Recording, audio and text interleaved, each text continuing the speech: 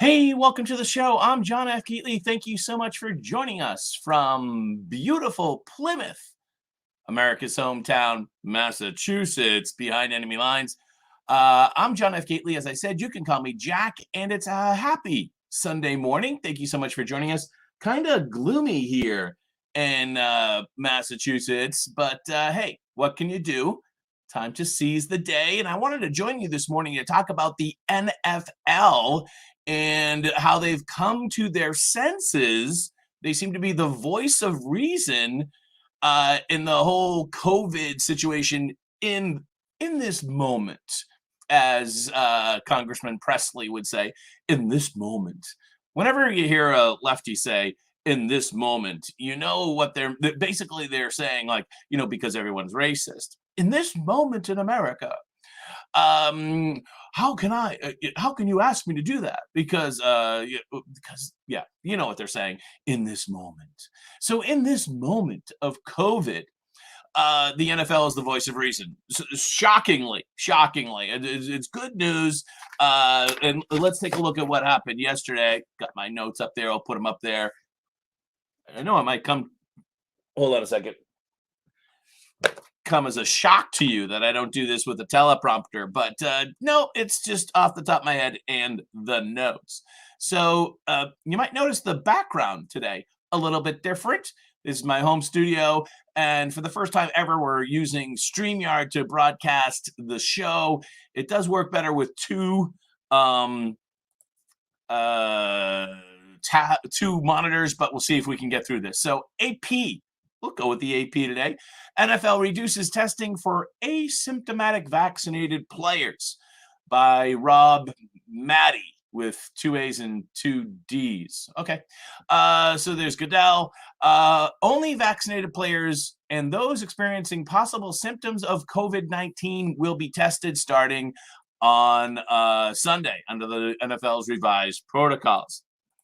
Also, higher risk players will get the opportunity to opt out of the entire season. They won't get paid. And unless there's some type of superstar, they probably won't be back. And they can't change their mind about that either. Here's the money quote.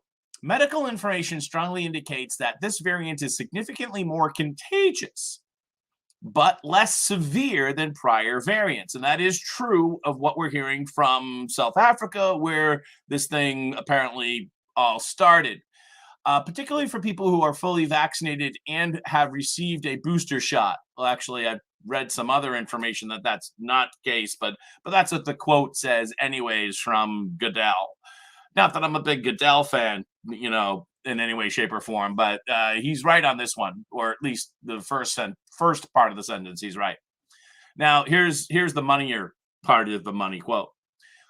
Our experience with the Omicron variant is fully consistent with this expectation. While more players and staff are testing positive, roughly 2/3 of those individuals are asymptomatic. Most of the remaining individuals have only mild symptoms. And the virus appears to be clear. To clear positive individuals more rapidly than was true of the Delta or earlier variants. So basically what Goodell is saying, and who would expect Goodell to be the font of reasonableness here?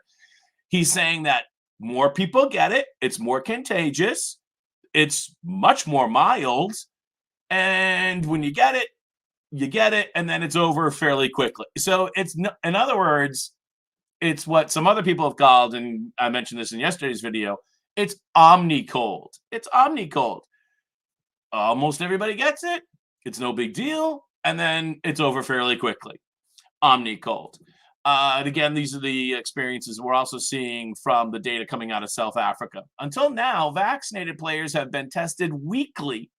That's going to just continue. There are going to be some spot testing for vaccinated players, but that seems to be an incredibly weak program, not very well described in any of the press releases or media that you've been reading about.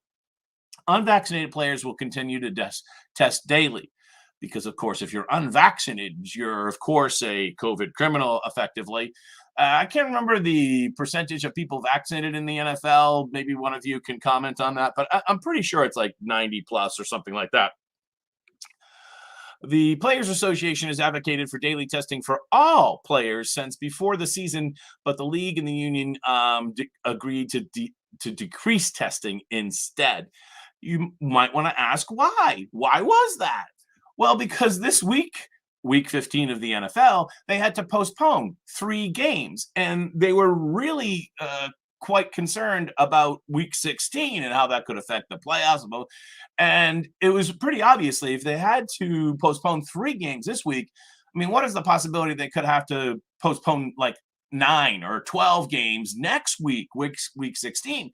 Yeah, higher. So what was the solution? The solution was to effectively, for the most part, stop testing. And because why? 2/3 of the people, and I bet you some of the players were pretty angry. 2/3 of people that tested positive were completely asymptomatic. In other words, they didn't even know. And they were like, what? I can't play? And they were probably ripping mad. And that's probably why the Players Association, and that affects their contracts for next year, the whole thing. And that's probably why the Players Association changed their mind on this. Here's the other thing. And if you watched my video a couple of days ago, why we're doing the whole virus thing wrong, the NFL depends upon PCR tests, not antigen tests. This is an antigen test. This is an antigen test, which is self-administered. The NFL depends upon PCR tests. And if you watch my video, and we're not going to get into the whole thing right now, the PCR test is incredibly sensitive.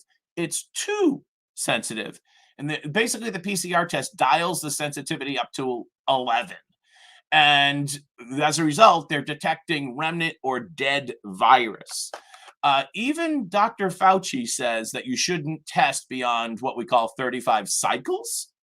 And almost all your labs, Quest, LabCorp, whatever, are testing at 37 to 40 cycles, dialing it up to 11. And when you do that, you discover remnant or dead virus or viruses not infectious. And again, Fauci says you don't have to do it beyond 35. Keep in mind that each time you do a cycle, it's an exponential increase in how deep you're looking into the sample for virus. And when you're doing it up beyond, most people that are testing positive are their virus is coming in at 24 cycles or something like that, 25, 26 cycles, and then they're testing positive at like 27 cycles. But the NFL and pretty much the whole country is testing at 37 to 40 cycles. So you're finding people that have dead virus in them. These are what we call false positives, or what some doctors have called late positives. In other words, you have the virus in you because you have it's everywhere. And if you look closely enough, you will find some dead virus in just about anybody. And as a reason, or a lot of people, that's one reason why you get a lot of people that are testing positive, and it's late. They could have had that virus in their system 2 or 3, 4 weeks ago, yet now they're positive. So the NFL is coming up against this, and they're saying, we can't do this anymore. We can't do. Now, they don't talk about cycles in this. They probably don't even understand that concept, and most people don't.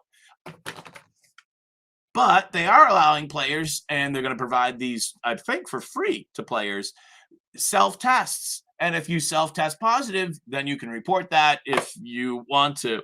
I think they're also going to provide these to their family members of the players in the same household.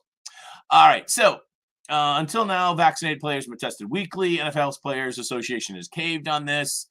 And the Dr. Sillis, the league's chief medical officer, is now calling this modified testing, and it's strategic and smarter. It's not about loosening our standards. Actually, it kind of is about loosening their standards. And that's okay, because as I just described, the PCR test that they're doing is way too sensitive. It's way too sensitive. You've got to, you can't dial it up to 11. You got to dial it down. And basically that's what the NFL is doing. The NFL is saying that the Omicron is everywhere, even though it's not really being sequenced on a regular basis. Really, nobody really knows what variant of the virus you get, because we don't do enough sequencing here in the United States. Sequencing is a rarity. Sequencing is the process by which you actually find out which variant you have. That doesn't happen very often. So basically, the NFL says we can't have the sensitivity up to 11. And since LabCorp and Quest won't change that, we're just going to not test people as often. We're going to dial it down. It's basically what they're saying. And this makes entire sense. 3 games moved. What do we got? I'm just reading it now. Vegas to Cleveland. That would be Monday. Seattle to the Rams. Philly and Washington to Tuesday.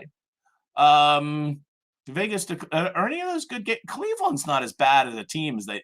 I don't know. Rams are always interesting. So Patriots, did you see that? I could not get past the first half. I don't even know what the final score was. Maybe one of you. It was awful. It was just disgusting. So, I don't know if I can switch. Maybe let me give it a try. Let's give this a try here. Hold on a second. Let's see if we can switch tabs. I'm going to remove that tab and see if I can share the other tab. Let's just give this a try, huh? Yeah, there we go. Hopefully that worked. Saturday Night Live, NBC pulls Carly XCX. Well, who the hell is she? Performance due to limited crew caused by COVID. I don't know who the hell she is, but she didn't, and it was basically a skeleton crew for Saturday Night Live. I don't know if Paul Rudd showed up. I heard that Tom Hanks and Tina Fey showed. I don't know. A couple of people weren't there, and it was kind of just like a skeleton crew. And this poor Carly XCX or whatever, she was devastated and heartbroken. And basically, we have a tale of two cities here. A tale of two COVIDs.